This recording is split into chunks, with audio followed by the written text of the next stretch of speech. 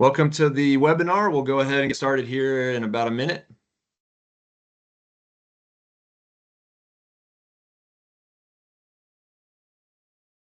Just so you know, you will be muted, and then your camera will be off, and then we'll use the Q&A function for any questions.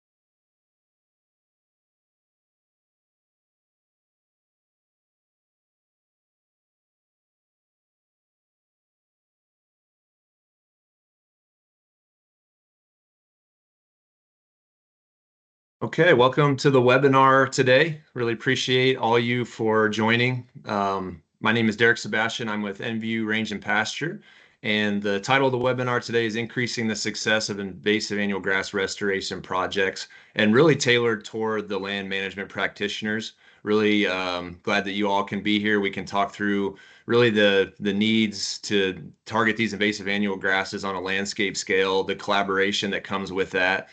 We have a great lineup of speakers today. This webinar will be recorded. So if you registered, you will get that link to the recording after the conclusion of this. There will be a session 2 in the next month and a half. So be on the lookout for that. We'll bring in a few more land managers talking about collaborative projects on the ground, just some of the successes that have been out there in the West. And for questions, there'll be a Q&A box at the top. We'll just ask that throughout the presentation that you type your questions into that chat, and then at the very end, we'll go through and answer some of those questions. We may not get to all of those, but we can always follow up with some answers to those questions.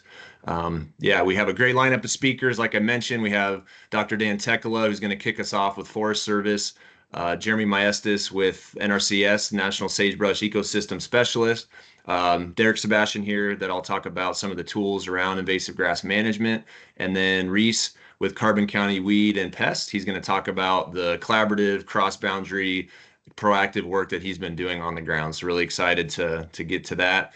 Again, thank you all for being here today, and we'll start things off with Dan Tekela. It's all yours. Great, thanks, Derek. So as way of introduction, so it says R2 Invasive Plant Program Manager. R2 for the Forest Service is Wyoming, Colorado, and the Plains states to the side of it to give you some context of where I'm at. It'll give you a little context also to what I talk about when I'm focusing on the impacts and ecology of invasive annual grasses. So think about this as kind of an introductory why you should care about annual grasses, and then kind of the context of the ecology of why they have these impacts that they do. I want to acknowledge that I will be overly simplified in my descriptions here, purely because I've got 15 minutes, so very limited time. Recognize I probably am aware of the thing that you might want to raise your hand and correct me or clarify me on for your particular example. I just have to paint in a broad brushstroke here to try to cover lots of different species across lots of different systems and really describe, generally speaking, those impacts and their ecology. My bias is towards cheatgrass because that's the primary issue I have in my area that I manage. However, I think a lot of these principles are relevant across other species. And the final thing I'll say before I get started is because I'm talking about impacts, there's lots of really good literature, scientific literature on impacts. So I included lots of figures. I'm not going to focus on them, again, for the sake of time, but I wanted to include them so that if you are more driven towards that data side of things, you can see them, and also just show that I'm not speaking in pure anecdote. Everything I'm trying to say is backed by empirical evidence. So we'll get right started with it and talk about nutrient cycling. So when we talk about nutrient cycling and an impact on a nutrient cycle, it's really important to understand that there is no good or bad direction per se. And what I mean by that is every ecosystem has a nutrient cycling regime. And that is why those species have evolved the way that they have, is because they've existed in a particular regime of nutrient cycling. Why that's important is having an increase in a nutrient, let's say nitrogen, or a decrease, it doesn't mean that increase is good and decrease is bad or vice versa. Any change in that cycle is inherently bad. So if we talk about cheatgrass as an example of how it potentially impacts nutrient cycling, one thing that we find it often does is it changes soil nitrogen, and it tends to decrease soil nitrogen. Why it mostly does that is it creates that thatch layer. I think we've all seen if you've ever been in an invasive annual grass invasion, and that thatch layer binds up a bunch of carbon and nitrogen that isn't able to get back into the soil. So what we find is because it's sitting in that thatch layer, we never get the nitrogen to get down into the soil, and you have a reduction. Now you can have a species that does the opposite, an annual grass that does the opposite and increases nitrogen. That is still a bad thing. I just want to make that really clear. So somewhat related to nutrient cycling is impacts on forage quality. We find overall that invasive annual grasses tend to have a negative impact on that system's overall forage quality. And that means both for livestock and wildlife. As an example, Medusa head and ventonata have higher silica content than a lot of other desirable grasses. And silica is what they make motherboards out of. It's really, really hard stuff, which makes it really, really hard to digest, whether you're an animal or you're a microbe. So not only is it potentially bad as a forage, but it makes it much more difficult to break down via that microbial activity. And that relates back to that nutrient cycling, where one of the reasons we see a persistent thatch layer is because there are compounds in a lot of these grasses that are harder to break down. So those thatch layers persist for a longer period of time, and we get that change in the nutrient cycling. Annual grasses often have an impact on soil moisture. So this is a really old figure, which reminds me to say that this is a field of research that I wish we had more contemporary information on. But it showed that over the summer months, areas that had been invaded by cheatgrass had less soil moisture. This is such an interesting question to me that when I was in academia, it's one of the things I wanted to find information out on. I was using multi-depth soil moisture probes, near-field moisture mapping, all these cool pieces of technology that a lot of hydrologists at my university had. Unfortunately, we never were able to finish that information or that research and get that information. But I think we can all conclude that it's, anecdotally speaking, we see drier conditions when we have an annual grass. So if you have drier soils, we tend to have drier vegetation. So same thing, a study found that in the summer months, areas that had cheatgrass, their overall vegetation, soil moisture content, or sorry, water content was reduced. And anybody who stood in an area invaded by an annual grass has probably experienced that just dryness that it causes. Being that I did a lot of research at small scale, I would have plots right next to one another of an invaded area and an uninvaded, and you could just see the areas where I had removed the annual grass. The other vegetation just seemed more supple, more green. It didn't seem this desiccated, crispy, and dry, and we see that play out in empirical evidence. So when I think about dry vegetation, I start to think about fire. And I think when most people think about the impact of an invasive annual grass, this is what they tend to think about is the impact on fire. So let's break down what we mean by fire. The first thing I want to talk about is fire intensity. And the picture here is looking at, it's called a burn box. It's a piece of equipment used for research when you want to do research on fire dynamics and activity at a small scale so you can burn a smaller area. You know, you can burn an area that has an invasive annual grass, an area that doesn't have an invasive annual grass, and measure a bunch of things in it to see, based on that fuel of that annual grass, how has it changed those fire dynamics? This picture came from a former student at my university who I was on their committee. They haven't published that data, so I don't have that exact data, but there was a study done on the East Coast with Japanese stiltgrass, which is kind of the analog of our annual grasses that we have in the West. It creates that fine thatch layer. And they had the same question of what's the impact on this fire intensity. And they found that areas that had the annual grass Japanese stiltgrass had greater fire temperatures, a longer period of time where temperatures remained hot, and greater flame height. So I'm kind of subsuming all of those ideas into the idea of a greater fire intensity. So not only do we usually see greater fire intensity in areas that have annual grasses, but we see greater scale or size of the fire. This is a picture that I really need to replace, but it reminds me to say that typically in the Western US, areas that are susceptible to annual grass invasion tend to have native communities that have lots of interspace. And all interspace means is there's bare ground in between the vegetation. That's just how that system has evolved. Because annual grasses are really good at moving into that interspace and filling it, you fill it with fine fuel. And what that means is an area that at one point had a bunch of like little mini fire breaks now has a fine fuel source all the way through that landscape. And what it results in is generally much larger scale fires. And that's what this is suggesting, is that areas that have large proportions of annual grasses tend to have these large scale fires.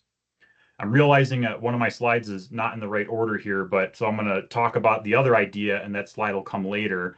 The other thing that's really important, in addition to the intensity and the scale of the fire, is the fire cycle. So how often do fires occur? And what we find is that areas that are invaded by annual grasses tend to have a shorter fire cycle. If we look at areas like the Great Basin, they tended to have a much longer fire cycle in their native systems, meaning that normally the return interval of that fire was very long, many years to potentially decades. In the presence of cheatgrass, we have a much shorter return cycle, and therefore you get more fires. To add insult to injury, when we have a fire, we tend to see a nutrient pulse. So if all that vegetation burns up and gets deposited into the soil, we tend to see an increase in nitrogen availability, carbon availability. And unfortunately, the species that tend to most benefit and utilize that pulse in nutrients is our invasive annual grasses. So they create more fire, and they're better able to utilize that fire to persist and carry on that population. So kind of what I'm getting at with fire here overall is we get the establishment of our annual grass, which results in increases in fire, as I've talked about, which benefits the annual grass, all at the disadvantage of our native community, as I'm representing here by sagebrush. It's kind of like one of those keystone species that we think about when we're thinking about the impact of fire on our native plant communities. And funny enough, when I made this pictogram, afterwards, I was going through some literature at the Forest Service and found basically the exact same thing in picture representation of this feedback loop of fire and annual grasses. This is the slide that was out of order, just talking about the decreased fire cycle duration. One final point on fire is that I think there's a tendency to think that annual grasses require fire to spread and further invade. And we're finding that's not the case. So this is a very recent paper where I think the headline is the quote, "Our findings reveal surprisingly widespread transformation of sagebrush ecosystems by invasive annual grasses in the absence of fire." So it's saying that annual grasses are spreading regardless of if there was a fire or not. But I like the title says fire needs annual grasses more than annual grasses need fire. And they also found that fire is greatly benefited, as we've already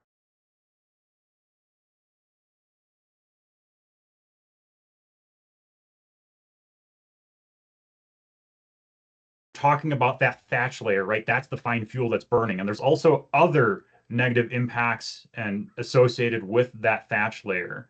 One that's really important for a lot of our annual grass species is that they benefit from their own thatch layer in multiple ways. So one way they do it is that thatch layer acts as kind of a barrier to other native plants. So as they create seed and that seed drops, it acts as kind of a fence, and those seeds can't get through that fence of thatch layer down to the surface, the soil surface. So they don't germinate. The biology of a lot of these annual grasses have seed traits. The seeds themselves are able to dig through that thatch layer and get down to the soil when other species can't. So they're benefited in that way, and they're well adapted to the microclimate that thatch creates. So what we find is if you remove that thatch layer, you actually can reduce the overall success of that annual grass just by removing the thatch layer, because it creates that microclimate that's beneficial to the plant, and it removes some of that indirect competition that thatch creates to the native plant community. Really, all these individual impacts culminate in one big one, in my opinion, and that is the reduction in biodiversity. So the changes in nutrient cycling, soil moisture, and other moisture values, changes in fire cycle, all means we have a reduced plant diversity. And that is shown in basically every study that looks at annual grasses, shows that when you have an annual grass invasion, you have less diverse plant communities. But what we're finding more recently is that we have a reduction in diversity of basically everything else. So all of your other trophic levels, your insects, your mammals.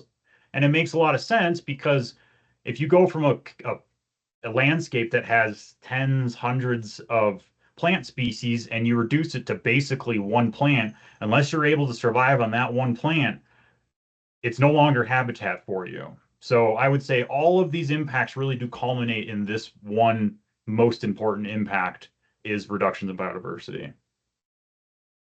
So in the last minute here or so, I'm going to change gears and talk about annual grass management as seed bank management. And what I mean by that is it's in the name. We call them invasive annual grasses because they are annual. They are not perennial, and that means we are inherently fighting a seed bank.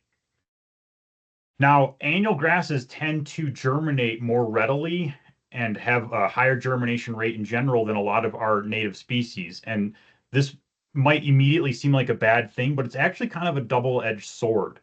Because if we think about it, annual grass management is seed bank management, and seed bank management is simply the idea of trying to increase the outputs of the seed bank and decrease the inputs. If you can increase the outputs enough and decrease the inputs, eventually that seed bank goes to zero and you have removed that species from that area.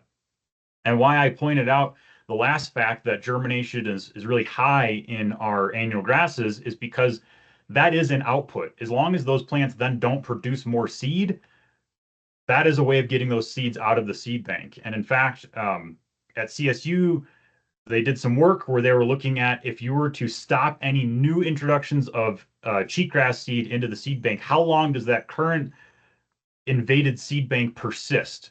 And they found 3 to 4 years it took for that seed bank to deplete. That's the double-edged sword I'm getting at. That a lot of, yes, it sucks that the plant is able to establish really well and germinate really well and have lots of cheatgrass, but when you're trying to manage it, it means that the depletion of the seed bank is actually quite quick, which is uncommon for a lot of our invasive species. The final point I will make is that when we're combating this weed seed bank, it's not in a vacuum, because we're trying to deplete that weed seed bank, that annual grass seed bank, while protecting all the other seed banks. And there was a very recent study that just looked at what else was in a seed bank where there was cheatgrass, and what they found is there was lots of other things. And that's all the takeaway I want to give here, is that you have to be cognizant that you're trying to protect those other seed banks while managing your annual grass seed bank. So here's my summary points. I'm not going to go through them because I'm already over time. So I'll just sit on this slide and let Derek come in for any transition. Thanks, Dan. No, I think we're good. We'll move on to Jeremy. Just a reminder, if you want to put questions in the Q&A, go ahead and do that, and we'll answer those at the end. Right on. Can you just confirm you can hear me? Yep, good to go. Perfect. Thanks, Dan, for that stage setting, and really appreciate Derek and Enview for setting up this webinar. A topic that's near and dear to me is the sagebrush specialist for NRCS in the West, this being by far the largest threat to Western rangelands. So really excited for some of the discussions here today, and thanks everyone for joining. I'm just going to jump right into some sage advice from our founding father here. An ounce of prevention is worth a pound of cure. Pretty much everybody's heard that, right? But conservation's yet to really fully embrace that concept. The medical profession long ago have learned that this is a far more effective way to keep people healthy and alive. And so my remarks are going to be about really embracing that mentality when you're designing your invasive annual grass management strategies. Invasive species management 101 really also highlights that being proactive and preventing or eradicating early invasions is far more effective in the long run than trying to wait until a problem is widespread, right? It's more costly. The expansion happens at an exponential rate and becomes really almost impossible to stop once you escape some level of invasion on the landscape. You know, this isn't happening in a one-dimensional space. You know, land management requires us to think about scale and context as we're putting together our management plans. And this little hypothetical example is something I've used to try to articulate what I mean by context. So I'm just going to go through a couple of these, and I want you to think about this question of where should we work? Every day we're faced with choices about where we're going to do land management treatments, and it's not just always opportunity based, you know, willing landowners or willing permittees. Sometimes we have very large areas and we can steer our first dollar into those places where potentially we could be most effective. So that's really what we want to think about here. So in this hypothetical landscape, let's just assume that each of these squares is, let's say, maybe 100 acres. So we're dealing with about 100, you know, or 1,000 acres. Maybe this is a 100,000 acre area. And the gray boxes in this particular scenario, we don't know anything about. We don't know the condition of them. And the blue are areas that are currently no or low invasive annuals. And the red are areas where perhaps we have, you know, moderate to high amount of annuals in that area. And so I'll just go through these different scenarios and get you thinking about it. So I would characterize like this situation as our status quo, how we typically go about management. We go into a treatment area and we talk about what we're going to do on that piece of ground. And rarely do I hear us talking about what's going on in the landscape around us. And so in this instance, if we were to just pick between site 1 or site 2, we'd probably pick site 1 if we're really embracing that proactive, preventative mindset, right? Now let's zoom out and think about what if we were to consider the lands around us as we're making those decisions. And let's say that now we understand that we're sitting in a landscape on the left where we're actually standing on a patch of pretty good, intact, uninvaded rangeland, but it's surrounded by a lot of infested lands. Compare that to the site on the right here, where maybe you have a highly invaded patch of ground that's surrounded by really good stuff that's uninvaded. And so you can see how maybe we'd make a different decision here if we were actually thinking about the landscape context and trying to protect a much larger area than just the place that we're going to do the work. And so in this scenario, I'd argue site 2 would probably be a better strategic decision to really invest in you know, eradicating or containing that infestation to save a much larger landscape. Trying to work on the left, it'll be difficult, right? Because you're going to be constantly reinvaded or affected by some of that repeat fire problem that Dan mentioned. And of course, in the last example here, kind of the two extremes. On the left, we have a fairly intact or uninvaded site embedded in a really good landscape. And on the right, you've got a highly invaded site and a highly invaded landscape.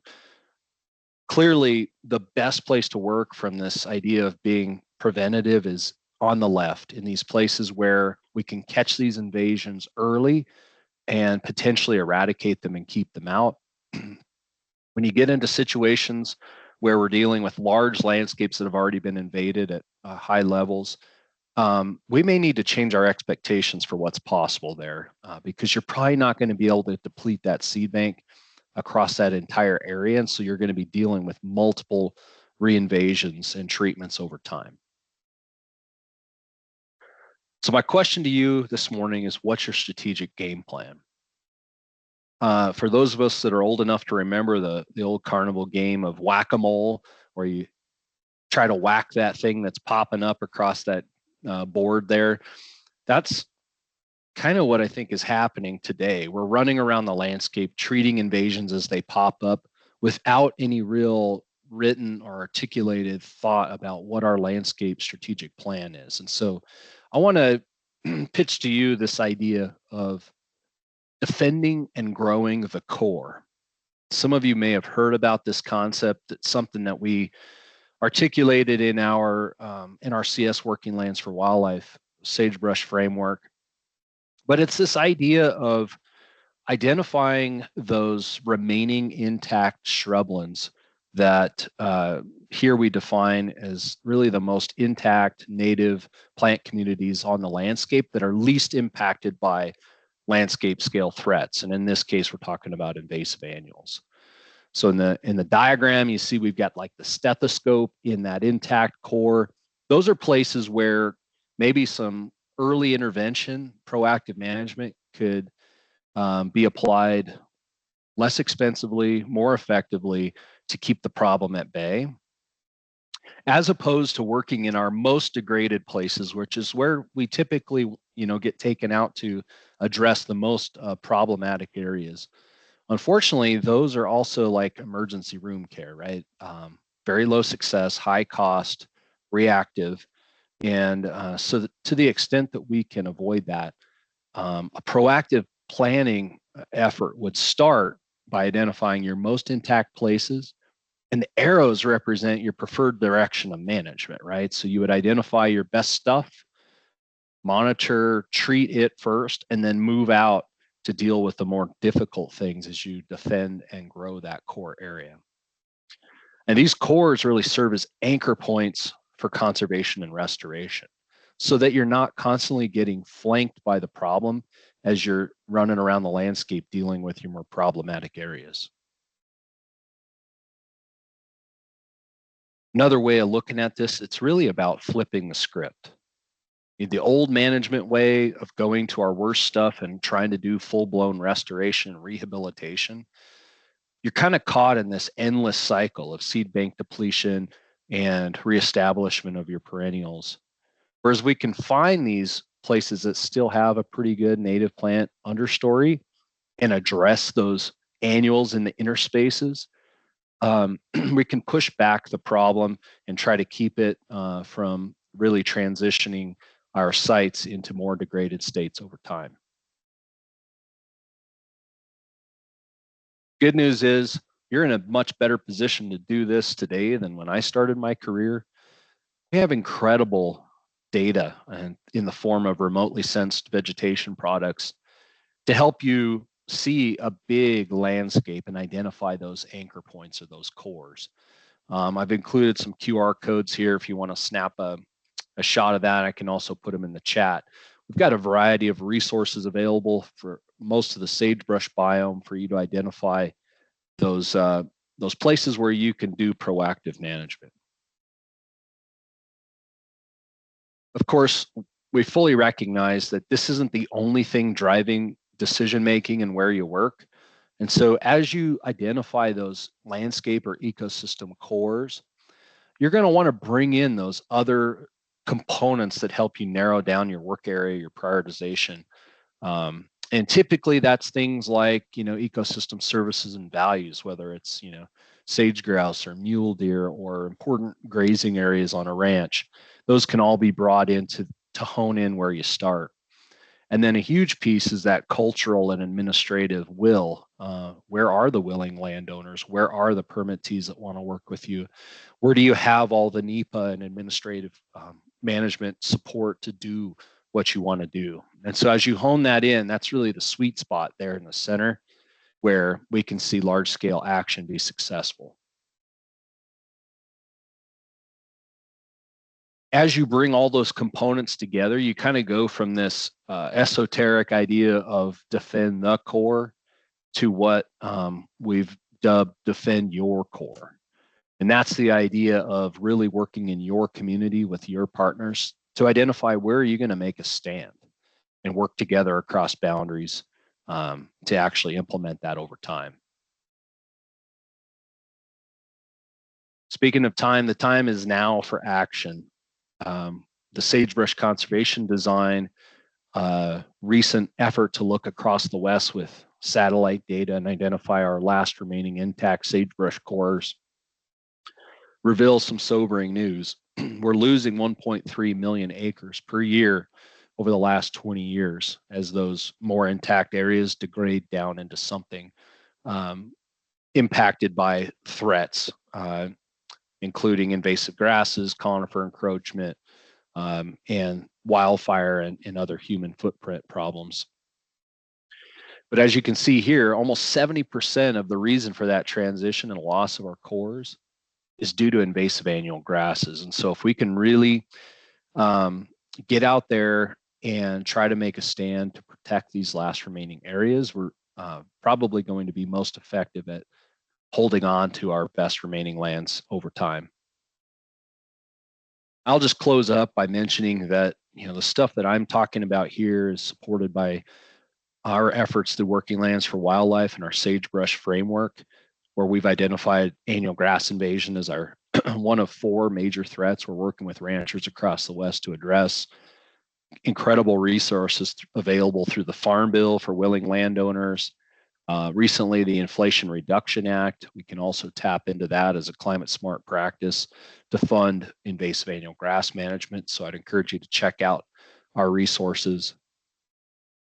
And then a new effort that we've helped stand up with the University of Wyoming Imagine group, Brian Mueller and his team, and a whole host of core partners here.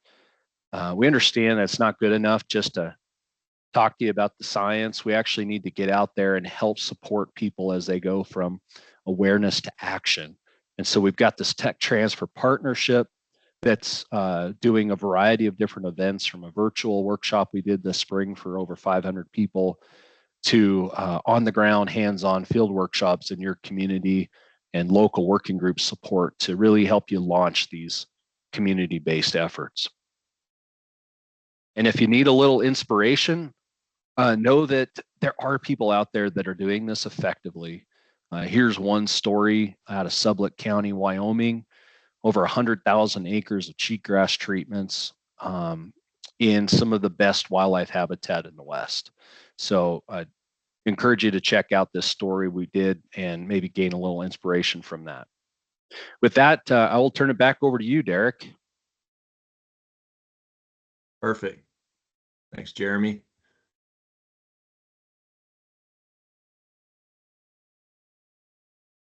Can you see that, Jeremy? Yes, I can. Perfect. All right, so we're going to talk in this section more about some of the now applied side. So what are some tools, some technology, some ideas? Dan did a fantastic job on the ecology. Why are invasive grasses so devastating in the West? They're so parasitic to our Western rangeland. Jeremy talked about defending your core. I love that. It started out defend the core, but it's really your core, right? You can choose the areas that are your core, that are the priority for you. And then what are some tools and ideas and partnerships that can be developed to make that happen? So I'm going to talk a little bit about that and then kick it over to Reese.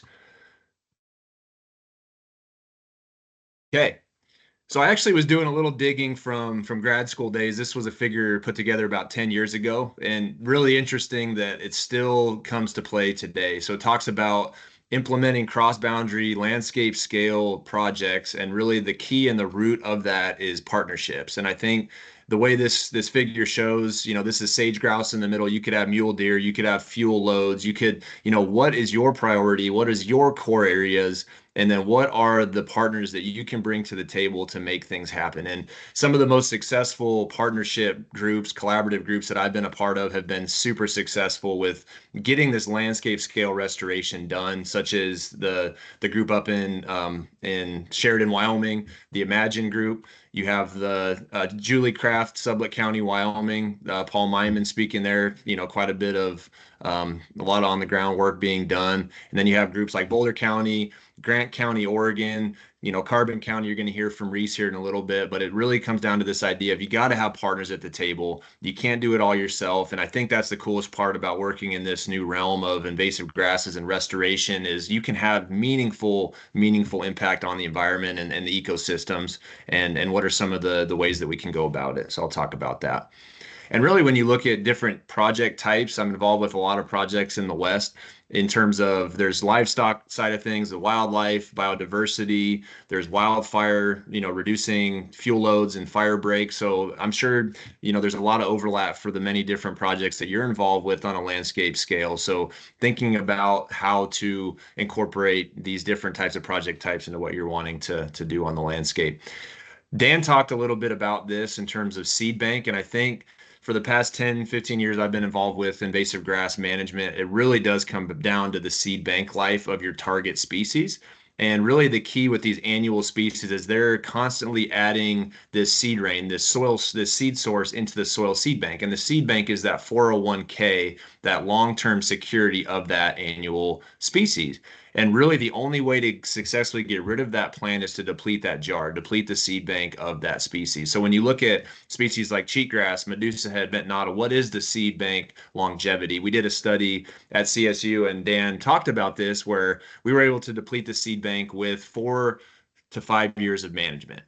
That's really a good, in terms of setting the crosshairs on how long do we need to manage a site. In the past, it was, I'm not really sure. Maybe it's 10 years, maybe it's 20 years. The seed viability is relatively short. A majority of the seeds do germinate in the first 1 to 2 seasons. So if you can get that 3, 4, 5 years of control on that landscape, seed would have to come from outside that site inside, such as wildlife areas, cattle movement. Like their seed can be brought in, but in terms of restoring those acres, depleting that invasive grass soil seed bank, we now have a target that we can shoot for. We really got to get to that 4 or 5 years of management.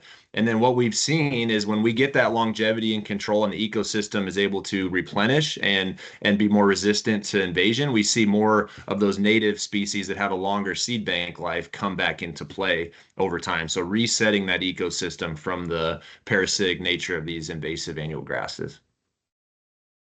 I really like this figure. This is from the University of Wyoming Imagine group, Brian Mealer. I wanted to share this just as kind of a idea behind what are some of the management tools out there based off of the time of year. So we have the summer, fall, winter, and spring. And you can see we have different tools for different times of year as that plant matures and sets seed. So Rejuvra, I'm going to talk a lot about that, is a pre-emergent. It's only active in the soil. As you get later into the fall, we'll add in the plateau or a mazapic. And one of the other management options, especially if you're doing like a reseeding type approach, is glyphosate, non-selective, but it is used in more of that reseeding type environment. But this is a really good schematic showing you the different tools and when you would be using those types of applications. In terms of the tools, there's a lot of BLM folks on this webinar, a lot of different agencies throughout the West. I think it's really cool to see that now through the programmatic environmental impact statement, BLM has now approved 7 new herbicides, including Rejuvra, to add new tools to the toolbox. And I think that's huge because as we look at private landowners and you have all these different cross-boundary projects, we can now fully do cross-boundary. Every agency and private and state land group can now have access to all the same tools, and we can really have a positive impact on a larger scale, like Jeremy was talking about. Defend that core using some of these new tools and technologies. I'm going to talk about Rejuvra for the next few slides, kind of how the product works. It's really the key with this. It's for the long-term play. We're trying to get that multi-year control. It stays in the top half inch of the soil, and it's a seedling inhibitor. So once that root starts to grow of that annual grass, it's going to stop that plant from growing. Anything with a perennial root that's below that herbicide zone, whether it's a perennial grass, forb, shrub, tree, you can spray right over the top. It's not going to impact those plants that already have the established root systems on those plants. It's applied from 3.5 to 7 ounces per acre. Coming into spring of 25, we'll have a 7-ounce label for grazed areas. Right now, the maximum rate for grazed areas is 5 ounces. But really, the benefit of this tool is it's able to sit in the soil. It's not going to move through the soil. It's not very water soluble, and it's going to work on that seed bank for multiple years and deplete the seed bank over time. It does have a full restriction. One thing with that, we don't recommend that you bring cattle in immediately after you apply the product because you want it to get incorporated uniformly to the soil before any of that product gets moved around, because we're trying to control billions and billions of seedlings on that soil surface. So we really need uniform application, which I'll touch on here in a little bit, but it does have a 0-day grazing restriction. When you look at a lot of the trials that were done, a lot of it started at CSU, and I'll show a little bit about that in 2010. But overall, we're at 150, 160 research trials with all the major universities, and have multi-year data on cheatgrass, medusa head, ventonata, bulbous bluegrass, feral rye, all the major invasive winter annual grasses out there, which has been really exciting to be a part of. This is actually some info from the first study at CSU, going back into the archives. We had 2 study sites in Wellington, Rifle, Colorado, multiple timings, and it was the most exciting thing to see. You go back to these sites, year 1, year 2, year 3, we're able to keep out that invasive grass, and like the photo shows, we can promote the natives on the site, those core areas that we're trying to preserve and protect before that wildfire does go through and decimate those perennials. I'm only going to show one graph in this presentation, but this is a really good summary. It averages over 10 studies with all the universities on the left-hand side. And this is one application, the 4th summer after treatment, and we're looking at 90+% control on the invasive winter annual grasses at this site. So the plateau initially worked really well. It's very water soluble, so it's going to give you about that season's worth of control. And then by the 2nd, 3rd, 4th year, you're getting reinvasion via the soil seed bank, where the Rejuvra can really minimize the amount of germination within those sites for multiple years. So that's really the benefit behind that.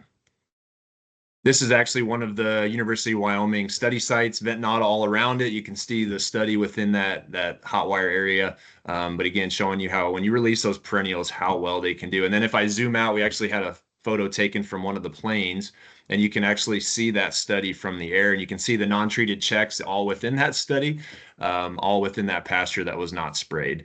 So again, if you look at the impacts that invasive annual grasses are having on a landscape for those cattle within that pasture, you can see they're really having to work to find and meet their needs, where if you go outside of that pasture in the treated area, we're getting a much higher production, much higher forage quality and quantity in those areas.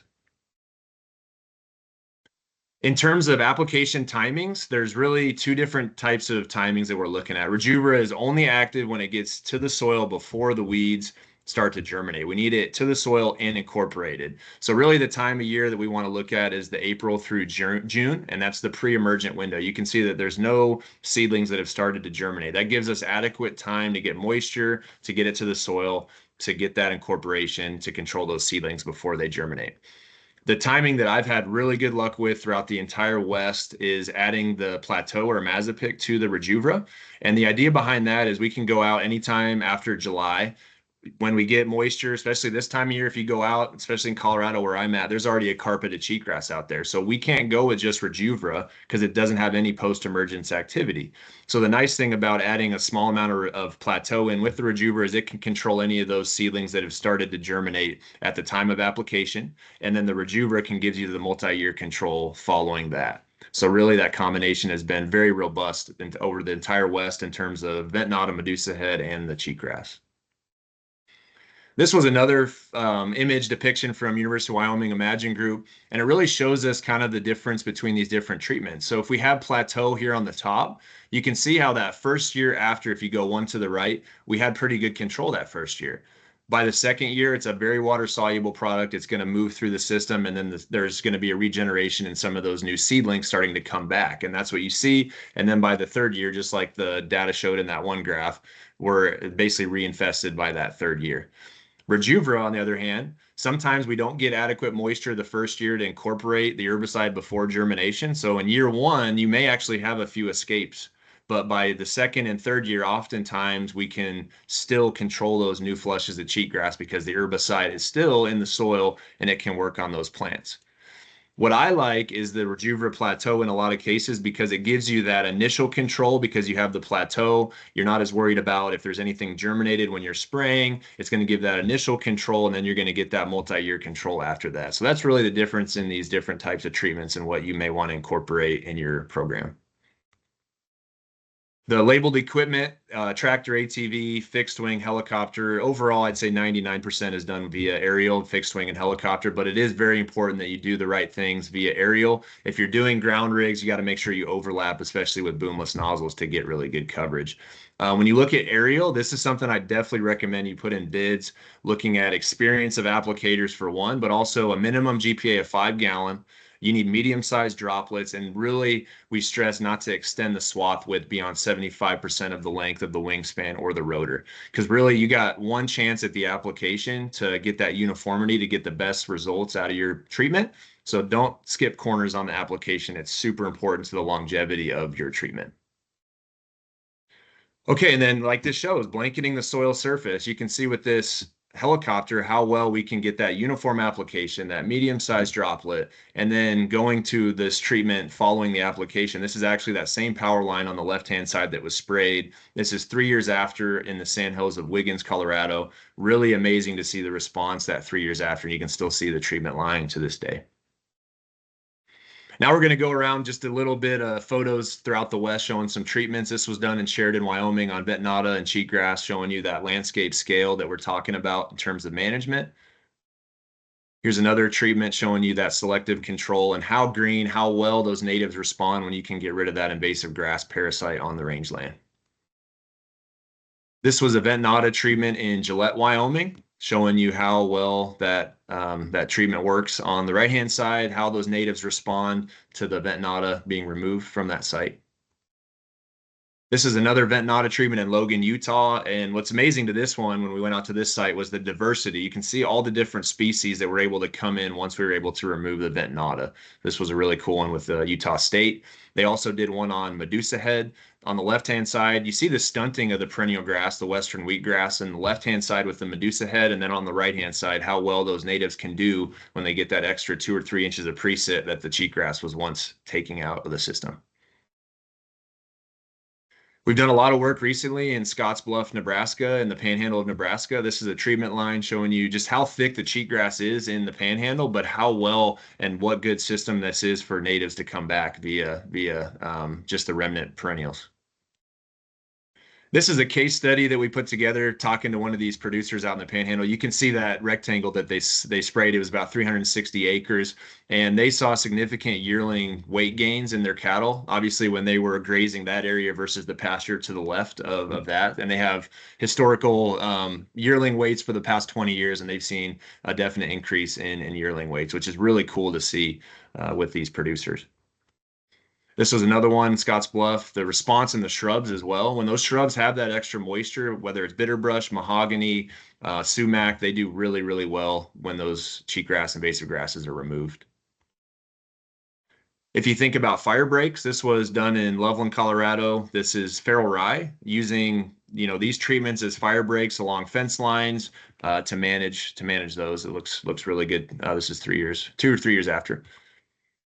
Wanted to show a few of these X's that we did on the landscape with fixed wing, and you can see where the cattle prefer actually on the landscape, the treated areas. But again, you can see how much invasive grass pressure there is in that panhandle of Nebraska. It's definitely all over the place. And then this is another X that was done on a hillside in Sheridan, Wyoming, showing the resistance and resiliency of those ecosystems when you can remove the invasive grass. A few more from this virtual field day. We got Kurt Gowdy State Park. This is a before and after treatment with Rex Lockman over there with the district. Pretty amazing to see the response and all the native remnants that were still intact on that site once they were removed. The cheatgrass was removed. This was one at Cherokee State Wildlife Area with Colorado Parks and Wildlife. The bitter brush looked absolutely dead when we went out there the year before. When the shrubs were able to utilize that moisture after treatment, they were really reinvigorated by that treatment. So pretty cool to see the response of the bitter brush there.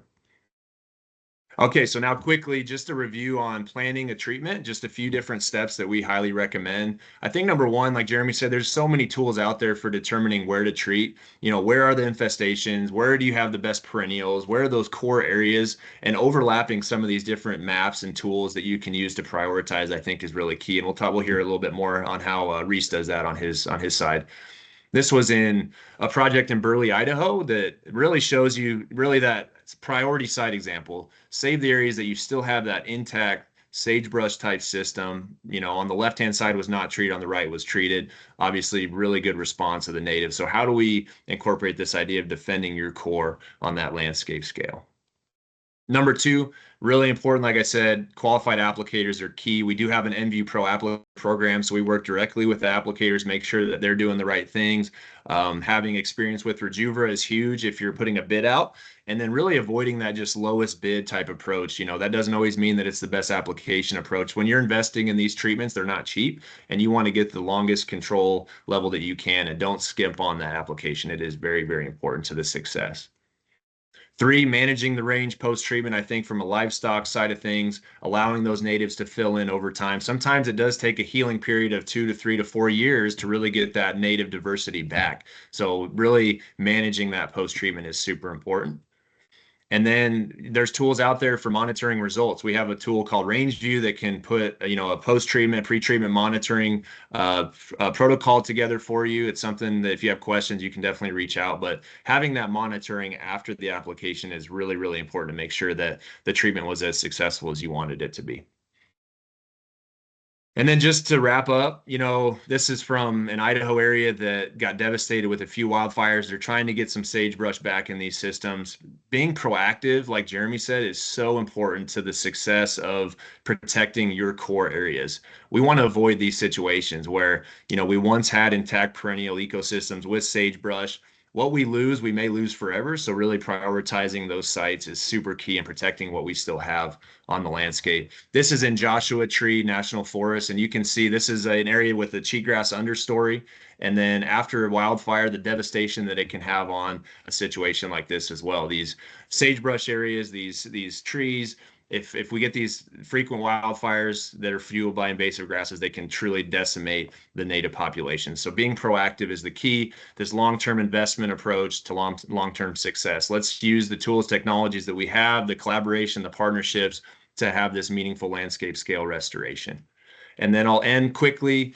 If you need any help with grant writing, if you need support, we do have a colleague, Noe Marymore, who joined us last year, was with USDA for 18 years. She's a great resource. So that's her contact information. Please reach out to her on kind of project support if you need, as well as myself. I've been working with Rejuvra for over 10 years now throughout the West. If you have any technical questions, if you want me to do a site visit with you, please reach out anytime. Happy to help and be a support for you guys. And that's my contact info, and I'll kick this off to Reese. All right, thanks, Derek. Can you hear me all right? Good to go. All right, before I start my slides, just a little intro. My name is Reese Irvine. I'm with Carbon County Weed and Pest, located in Rawlins, Wyoming, which is in the south central part of the state. And so I've been working here for 10 years, and we started doing cheatgrass treatments about 10 years ago in Carbon County. And when I say we, it was a large collaboration of agencies, private landowners. I work with the BLM, the Forest Service, NRCS, state lands, the Wyoming Wildlife Natural Resource Trust, Wyoming Department of Ag, University of Wyoming, U.S. Fish and Wildlife, and Wyoming Game and Fish on these projects. So I don't have a whole bunch of slides. I'm going to mostly show some maps of our biggest project that we have going right now in Carbon County and kind of try and tie that into a lot of what Dan, Jeremy, and Derek have been talking about, and how we use some of those tools, how we think about prioritization, and how we've gone through that on a landscape scale.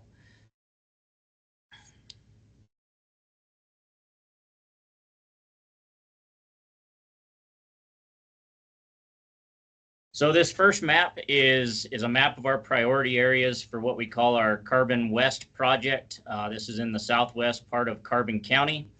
And I'm not going to go into the prioritization yet, but they wanted me to talk a little bit about the scope of this project. So all of those priority areas encompass an area a little over 300,000 acres.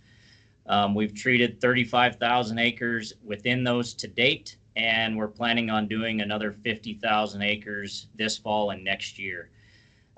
That's kind of the extent of where our funding is right now. We're continually chasing funding to continue this work, and I'm sure the acres will expand in there that we actually treat, but that's kind of what we've started with right now. So going into how we prioritize this, and Jeremy did a really good job of covering prioritization and some tools that are out there to look at as you try and prioritize a project. So a lot of the time, though, they start with funding. Where's the funding coming from? What are your funding priorities? This particular project kind of kicked off in late 2021, early 2022, when there was a pot of money that was Rocky Mountain Power mitigation funds for sage grouse. There's a power line that was coming through the north end of this map. And so we knew that we kind of needed to work in that area. So the first thing we did was we sat down, and the area that I just showed you falls in this green circle. The power line runs through the north end of that green circle. So we looked at the wildlife stuff first, and we knew we needed to work within that green circle, but that encompasses 600,000 acres or more. How do we prioritize within that? So we looked at the blue is sage grouse core area, which was one of the primary species of concern. And then we also looked at the purple, which is mule deer migration corridors. And then looking at that, we knew that along this highway, Highway 789, we had really high densities of cheatgrass, areas that were somewhat already lost. So we were already kind of starting to focus down in that eastern part of the circle where the sage grouse core areas and the mule deer migration core areas overlap. And originally, the Game and Fish had talked about working right in the center of that, which is the Grizzly Wildlife Habitat Unit. But some preliminary flight data that we took, which is what this map shows, each one of those dots is a cheatgrass patch that I found by flying in a helicopter for 2 days.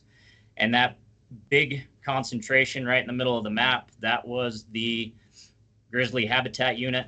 It's got both mule deer and sage grouse habitat in it. But we knew that maybe that wasn't the right place to start, because as you look towards the south, you can see that cheatgrass gets a little bit lower densities. They were traces or less than 10-15% in a lot of those areas versus having solid patches of high density up in the grizzly. So what we did is we sat down with myself, the BLM, Wyoming Game and Fish, the Conservation District, and we all started talking about how do we want to utilize these funds and where do we start this project. So things that we looked at, and Jeremy mentioned a lot of this in his Venn diagram, but we looked at infestation levels, we looked at the wildlife value, the ag values, recovery potential, and resilience of that system to see where we wanted to start treating. And it became pretty apparent, we had already done some treatments in the very southeast corner, that was going to be a high priority area right up against the forest, trying to protect that line. And then also in the north area, some really high value wildlife habitat with relatively low amounts of cheatgrass. And we were going to start working through those priority areas, working towards the grizzly where we had higher densities of cheatgrass. There's a lot of great tools out there now to look at all this stuff. A lot of them weren't out yet when we started this project, but your remote sensing tools are a great place to start. If you're going to use those tools, you need to step back a little bit, go verify what's on the ground with what they're showing you, and just make sure that they match up. But it's a great place to start when you start this prioritization process. One of the things that came out of a bunch of monitoring data that we have, and if you have the ability to do this, is a heat map. This came from the University of Wyoming. And again, it really shows that big blob in the middle, these red spots. And then over here along Highway 789, those aren't the areas that we want to start working in. We wanted to start working in these yellow and green areas that have low levels of cheatgrass, high value habitat, and start pushing those infestations towards the red. Kind of goes back to the proactive approach in the red and blue blocks that Jeremy showed. If you can work in those areas where you have the most chance of success, and then you slowly fight your way out into the denser areas of cheatgrass, that's kind of how we looked at this prioritization.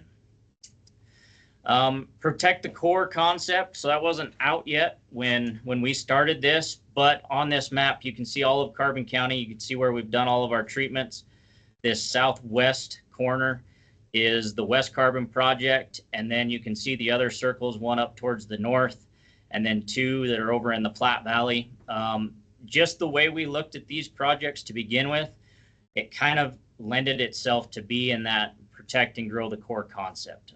We are working in those blue areas, the light blue on the fringes, trying to protect that habitat as best we can. We think that's the most value for us right now, versus working in the areas that are already white or already lost to the cheatgrass or other issues. So going into mapping and monitoring, I think mapping and monitoring inventory is really important. The remote sensing tools that we have now are great, but they don't replace boots on the ground, getting out there and looking at what you really have. We were fortunate enough to be able to partner with the University of Wyoming when we started this project. We work with the Imagine. They have some mapping crews that have been helping us out. They run around and do a lot of point data for us in this country. Last year, they took a little over 3,000 points for us. And this is just one little snapshot of what that point data looks like. And this is from 2022. But you don't have to do this extensive of mapping to start planning your project. So the way I look at this is, if you look in the center there on a south-facing slope, if there's one dot that shows cheatgrass, whether it be a trace or a high density, in this case, we're going to treat that. So you don't have to have this number of dots. University of Wyoming uses ocular estimates to go in there and do this mapping for us. And then I'll go out and I'll do some transect data here and there, but not at the level that they do, so that I can actually track pre and post treatment data, not only what the invasive annual grasses look like, but also what shrubs are doing, what our forbs are doing, and our perennial grasses. But what we do is we take that data, and then this is what a treatment would look like in that area. Those are all our flight lines from rotor wing application. You can see we had to skip over some BLM ground. Rejuver wasn't approved yet, but we give that pilot the freedom to go in and treat using some base polygons, and then he'll treat out of them if he sees other areas of infestation. So again, if there's a south-facing slope or the draw, and we know that there's cheatgrass in the top of it, whether it be a trace or a high density, we're going to treat that if it's in our treatment areas. You don't have to have 5, 10, 15 data points up and down the draw. We just did this for other studies and for some remote sensing data that we were working on with the university. But you could really cut these points down to probably 1/10 of what we have and still have the data that you need to start prioritizing your treatments. Photo points are great. They tell a great story. If you can use photo points and some of the mapping software to have that, to go back and look at them and have your comparisons, you know, they're quick, they're easy, and they do a great job. So that's kind of what I have on our prioritization. Again, there are a lot of tools available now, especially with the remote sensing. Use those, you know, the protect and defend the core. That is a great place to start if you're looking at a big landscape opportunity or how you're going to prioritize across a large landscape. All those are great to use, and then you can get out on the ground and see what you really have and get a pilot going. So some other things to talk about from my experience over the last 10 years, and Derek touched on one of these quite a bit, but the biggest thing for us is our partnerships, and then finding a really good applicator. If you can locate a good applicator, a trusted applicator, you're going to have a lot more success with your treatments. If you're looking for an applicator and you're just starting out, I recommend you check references. And then once you select one, build a relationship with them. If you can bring that applicator back year after year and build that relationship, one, they're going to become more efficient in their applications. If they're coming back to the same area all the time, they learn the roads, they know the access points, they know where they can get water, they build a relationship with your landowners as well. And that just increases the efficiency of your application tenfold. The other thing with that, when we're looking at large treatments across a big landscape, once you build trust with that applicator, you know what they're capable of. We've gone to the point where we do what we call a lot of pilot discretion. We will draw a polygon around a huge area. It might be 20,000 acres, and tell them, we want you to start at the north end and work your way south. We've got X number of acres of funding to do, and they'll just go in there and spray everything that they find. And we talk about those requirements. You know, if a draw has cheatgrass in the top, we want the entire draw sprayed, and some of that kind of stuff to set those parameters. That works really well for us. It saves a lot of on the ground time getting out and trying to map everything. A lot of time sitting at a computer trying to draw polygons around each individual south facing slope and things like that. It's also provided us with better treatment. They've found things that we didn't even know were there. One example, they found a bunch of cheatgrass on some dark timbered north facing slopes that had recently been burned in a wildfire. And we were able to go in there and treat those because of that. So getting a good applicator, building a relationship with that applicator is key. If you can help it, I do not recommend switching applicators from year to year. And also don't necessarily just choose your applicator based off of price. We do what we call best value bids, where we look at their experience, their knowledge of the area, references, and then we try and choose the applicator that's going to give us the best value, not necessarily the cheapest price. So the other thing that has really benefited our program is our government partnerships. We work with a lot of different agencies. Primarily the BLM is one of our biggest ones, just because of the area that we work in. And they've done some things here in our field office that have really helped our program be successful. A couple of those are thinking outside the box.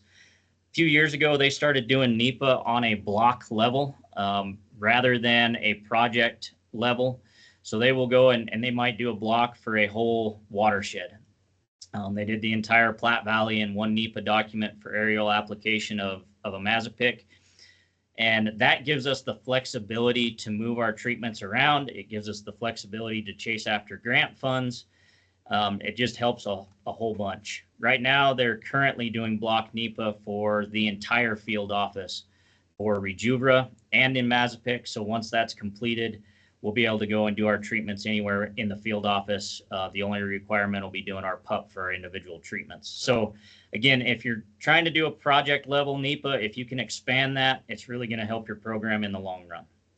Another thing that we've done in Carbon County, and I was not actually involved in this project, but the U.S. Forest Service, after a large wildfire, the Mullen Fire that we had, they actually went and treated aerially in the wilderness. They were able to go through the process to get that approval.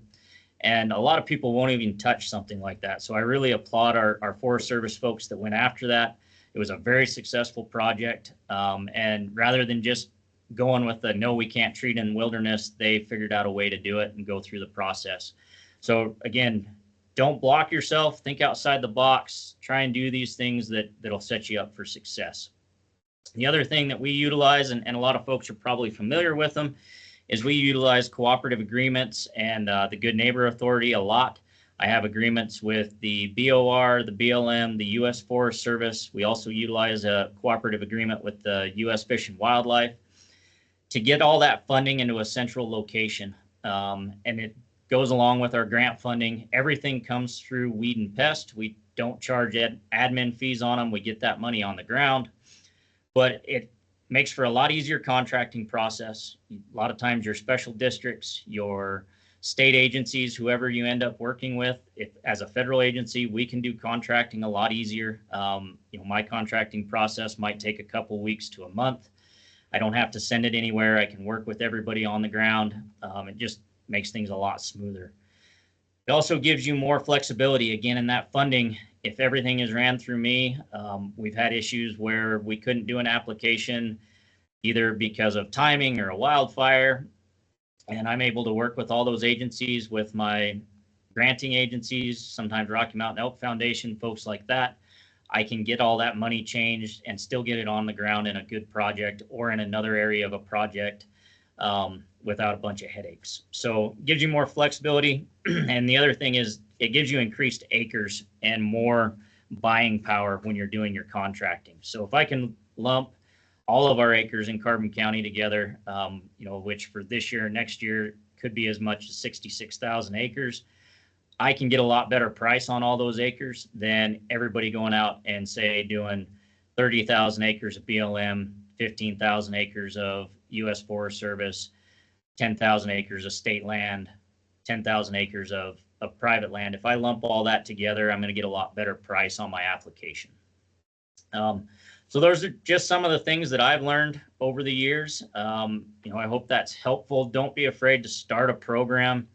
We started out really small. We started out 10 years ago, kind of doing random 1,000, 2,000, 3,000 acres. 2019, we thought we were a really big deal when we did just over 10,000 acres in the Platte Valley. And then it's just kind of expanded from there. As you start your program, if you can think about this prioritization early, it's going to help you secure funds. When you can take a plan like what we have for the West Carbon Project and take that to your granting agencies or NGOs and explain why you have that prioritization, how you're going to work through that, it really helps secure those funds. And once you kind of get a reputation for spending those dollars and having a good project, sometimes I get calls now from agencies, I get calls from nonprofits, NGOs that are calling and saying, hey, we've got X number of dollars, or we have a program coming up that's for XYZ. Would you apply? Can you use some of the funds? So once you get to that point, it really expands your program rapidly, and you can really get going on a landscape scale project. So with that, I think that's kind of what I have. Happy to answer any questions on our project or how we thought about things as we planned it. I'll turn it back over to Derek. Great. Thanks, Reese. Great presentation. Yeah, I just want to reiterate what Reese said. I think it's such an important thing to think about in terms of if you've done these big projects before, if you've done any level of projects with invasive grasses, it can be super overwhelming with how much you have to do. But with the partnerships like we talked about, like there's people there that are going to be able to help assist you. And that's where we've seen it. It's doable. It's doable. Like with Julie Kraft up, eradicating it in her entire county on these high elevation. You'd heard it from Reese, at a landscape scale. Like these projects can be done and with success. And it's just super cool to see all the folks that are, driven to get this done, especially with hearing from Jeremy on what an impact these invasive grasses are having on the landscape. So I just want to thank all the speakers again. Awesome lineup.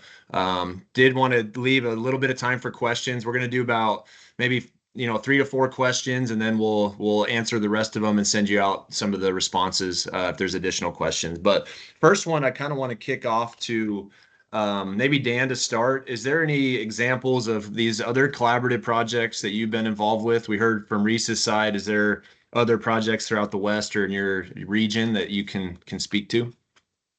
Yeah, I'll just speak to my region. I'll first highlight, since Reese is here, that he's done a lot of work that's collaborative across at least federal boundaries, and I'm certain for other county and state level interactions, being that he's on the edge there with Colorado-ish.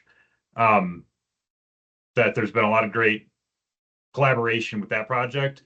Another one I would highlight is the work being coordinated by Northeast Wyoming Invasive Grass Working Group on Ventonana Medusa Head, where I know a large portion of funding in the Forest Service has gone to both federal funding and state partners to try to close that gap between federal funding or funding that's available on federal lands and other lands. And in that case, I believe they're also working with some of the tribal nations in that area to further broaden that landscape approach.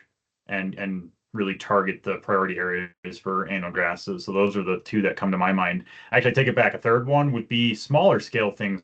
Like I know Boulder County is really committed to their annual grass management and working with other smaller municipalities like the city. Watching them interact and be strategic together is just as important at that, I'll say, smaller scale than some of these large scale collaborations. Yeah, thanks, Dan. Any others, Reese, that you want to speak to from your experience that you've heard about, been involved with other groups? Of course, Sublette County, they're a huge collaborative project up there involving NRCS, BLM, Forest Service, I think, state lands, WWNRT. I know there's also, there's some scattered around the west. There's one, I believe, in the Gunnison Basin. There's quite a bit of work being done out around Elko, and I apologize, I don't know the specific project names on those, but yeah, they're scattered around. There's a lot of them when you get out there and start looking. So those are the ones that come to mind. Yeah, and personally, I've been recently involved with some in like the Burley, Idaho area, in terms of these core areas. They're doing some awesome work and many partners from different organizations, which has been really cool. And then another big one has been Grant County, Oregon, Matt Winnick and that group. They're doing basically a fire break and an ecosystem treatment around that entire John Day Valley to reduce the spread of wildfires and the risk in that area. So it's just, I think sky's the limit for these projects, and getting partners together is super cool.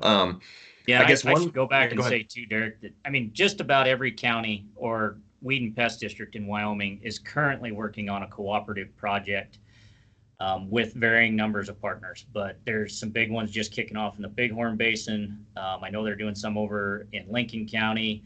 Teton County has done some work. So there's, in Wyoming especially, just about every county weed and pest district is involved in a collaborative invasive annual grass project at some level.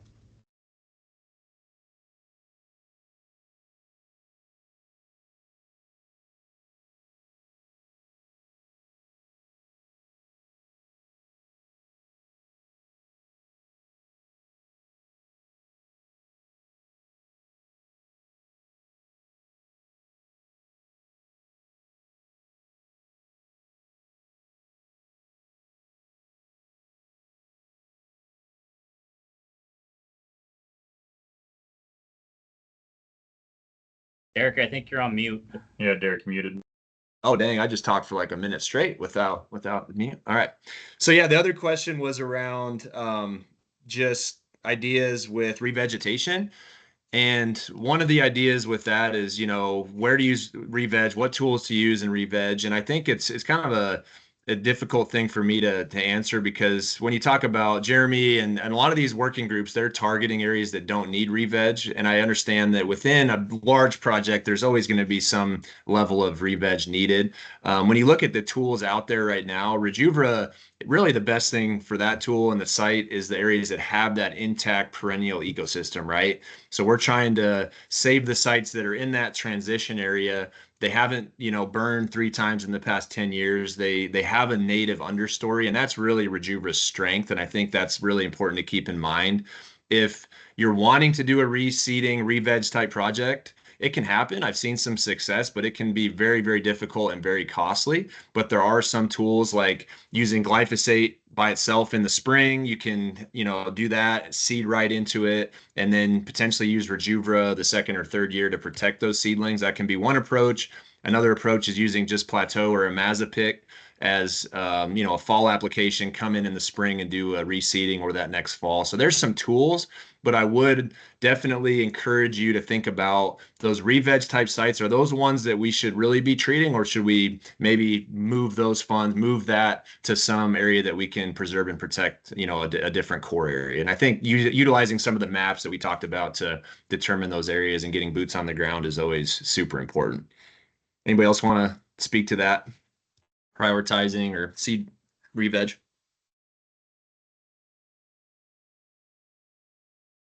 Okay. Another question.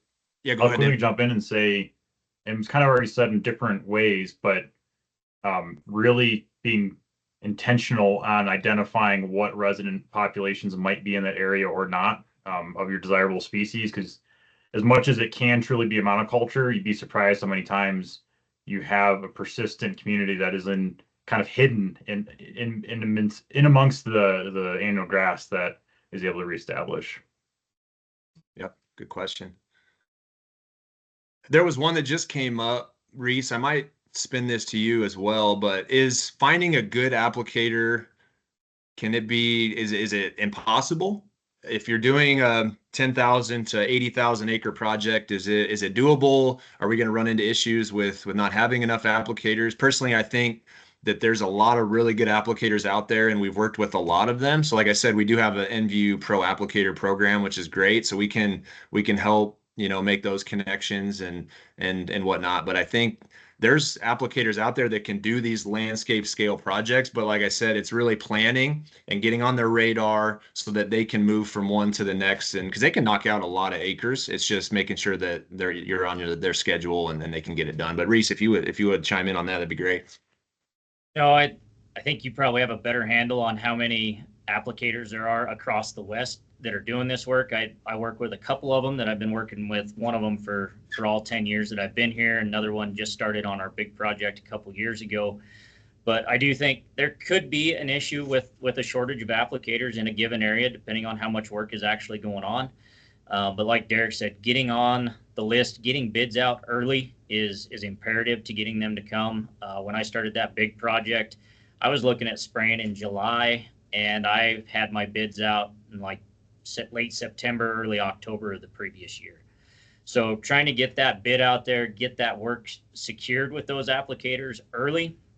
And then again, if you know it's going to be a multiple year project, go ahead and let them know that so that they can kind of plan ahead. I've done some contracts with folks where it's an annual contract, but it has a renewal period of up to 5 years, so that as soon as that work gets done year one, if you're happy with the work that they did and how everything went, if they're happy with how the project went, you can immediately sign a contract for the next year to guarantee that applicator is going to have you on their list for the upcoming field season. So just think about that stuff as you go through it, especially if you know it's going to be a multi-year project. And yeah, as more money comes for invasive annual grass work, we could see a shortage of applicators in different areas, and it may require that we reach out further and further to find those applicators. I think there's probably qualified people all over the country. It may just take bringing some from the Midwest or from further away than we're used to get them to do that work. Yep, good point. And then knowing too, some sites are going to require a helicopter and some are going to be conducive to a fixed wing. I've seen excellent control with both of those methods, and pricing is going to vary. Fixed wing is going to be cheaper than helicopter at the end of the day. But a helicopter can really follow the terrain if it's any type of rough country. And like we've seen areas where, there may be some skips because it got a little too rough with a fixed wing. But if it's flat, fixed wing does a really good job. Helicopter, it does have a really good fit, but there's fewer helicopters than fixed wings too, for sure. So something to think about. Yeah, and I would encourage people, if you're just starting out, to reach out to Derek, reach out to like Wigwig up in that's the Northeast Working Group here in Wyoming. They've done a lot of work with both fixed wing and rotor wing. But reach out to those resources, talk to them about where you're spraying, have them come look at it. They may have advice on what direction to go if you're not sure. We've been pretty much strictly rotor wing because of the terrain that we've been working in Carbon County to date, but we are looking to move to some fixed wing stuff as we drop in elevation and the topography gets a little more mild. So if you have questions, I would reach out to Derek and his group or some of these other long-standing programs that have experience with both. Yeah, thanks, Reese. Yeah, here to help. We've been involved with projects all over the West with all different applicators and species. And so if you guys have questions and whatnot, we can help answer them. We can get you in contact with other groups that have done a really good job. So just keep that in mind. I'm going to answer maybe two more questions and then we'll end it. One was, is there any impact to native annuals and short-lived perennials in treatment areas? And I'll say overall, Rejuvra, like we talked about, in these areas that have remnant native perennials, there's going to be extreme selectivity on those plants. There's going to be a level of kind of heal up within that first year or two. There's going to be some species that Rejuvra is going to inhibit. But as that herbicide degrades, by the third and fourth year, there's really not much herbicide left in the soil at all. So what happens and what we're seeing is that really that third and fourth year is where you see that bump in richness and diversity go up a lot compared to a site that was not sprayed. So there's going to be a heal period. Something I always tell people is in the presence of invasive grasses, we've seen, like in a seeding scenario, the cheatgrass, Ventonata, Medusa head, how invasive they can be and parasitic, they're going to stop those plants from even germinating. So those annuals and short-lived perennials that we're really interested in the presence of invasive grasses really don't have a chance to germinate. So what happens is when we do these treatments, the Rejuvra, you may inhibit those plants for about a season, but we see those really start to come into play that third, fourth, fifth year after treatment. So it's one of those things where, again, monitoring over time. We do have a publication that's going to be submitted here shortly, looking at, I think it's 12 different locations, treated, non-treated, looking at the diversity of those ecosystems and some of the most diverse ecosystems in the West. I think where some of the sites have over 80 to 100 species. So we'll be able to look at that data as well. But if you have questions on specific species, I'm sure we have some data to support that. We have a whole biodiversity project right now going into play throughout the West. So happy to provide some of that information. Something else to think about, I've gotten questions on injury to shrubs. We're going to do more of a deep dive into a Mazapic or plateau on bitterbrush and mahogany and sumac and some of those species. So what we're interested in is, in the past, there's been some observations that high rates of a Mazapic, like 7 to 10 to 12 ounces, is going to cause a little bit of shrub injury, whether that's long-term or not. It's usually a short-term thing, but what we're able to do with Rejuvra is we're not looking for plateau to give us more than a year control. So we don't have to go at very high rates. We can actually go at 5 ounces of plateau or below with the Rejuvra. So that's going to minimize any potential injury to bitterbrush, mahogany, and those desirable species as well. So we're going to do a study with that to better evaluate those impacts. But what's nice is we can reduce that Mazapic rate for those treatments. Okay. Anything else from presenters on those topics? Okay. And then the last one, there was a question about thatch removal. Do you need to remove thatch to get the product to work? So what we're finding is that thatch can definitely bind up Rejuvra and the herbicide, and moisture is Rejuvra's friend. We want moisture to get it off the thatch, get it to the soil, and we say we want at least a 1/4 inch of precip to get it to the soil. When we do applications like in the middle of summer when it's extremely dry, it can actually bind more heavily to the thatch, like in July, early August, timeframes like that. The one thing that we've been able to do to overcome any thatch issues is actually, if you're grazing, to graze before treatment, because the cattle can actually reduce the thatch that the herbicide has to get through for the treatment. So get the equity out of the pasture, graze it before treatment, and then treat after grazing. That's a really good approach. And then put that pasture on the back end of the rotation to also give it some rest. The other idea is to add in the Mazapic or the plateau.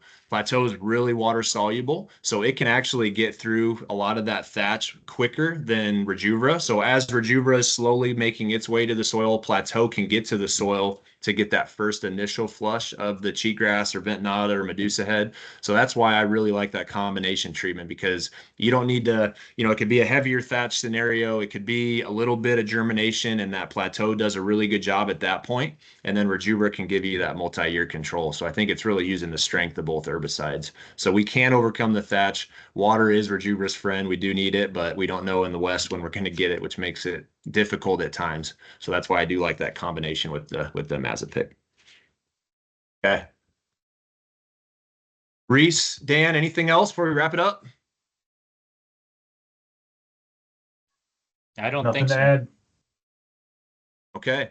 Well, thank you all for being on here today. Really appreciate it. We'll be in contact with session 2 with more of the land managers and more of these collaborative projects examples. Really appreciate you being here. We'll send you the recording so you have a copy of that as well, and have a good rest of the week. Thank you.